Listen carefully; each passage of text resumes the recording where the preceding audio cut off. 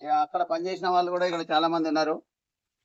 మాదొకటే, కార్మికులకు న్యాయం చేయాలనే ప్రయత్నమే సిఐటియు సిద్ధాంతము.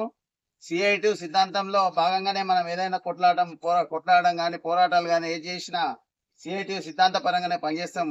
ఆ రకంగానే మనం అందరం ముందుకెళ్లాల్సిన అవసరం ఉన్నది. మరి ఈ మధ్య కాలంలోనే మనకు రావు ఈ జియో ఎక్కడిది అని మాట్లాడినటువంటి పరిస్థితి కూడా మీరు అందరు విన్నారు ఆడియోలల్లో వీడియోలల్లో.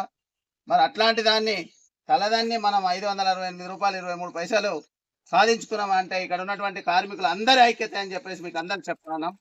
ముఖ్యంగా కార్మిక వర్గం ఐక్యంగా ఉన్నప్పుడే మనం ఏదైనా సాధించుకుంటాం. కార్మికుల విచ్ఛిన్నమై రెండు వర్గాలై కొట్లాడుకుంటే మొన్న ఏం జరిగిందో ఒకటే నిదర్శనం.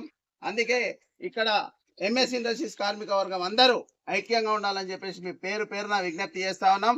మేము వచ్చి ఈడ మా సొంత లాభం కోసము మిమ్మల్ని వాడుకునే సిద్ధాంతం సిఐటిది కాదు. ఏ సమస్య ఉన్నా మీకోసం మాట్లాడడానికే ఇక్కడికి నాయకత్వం వస్తుంది.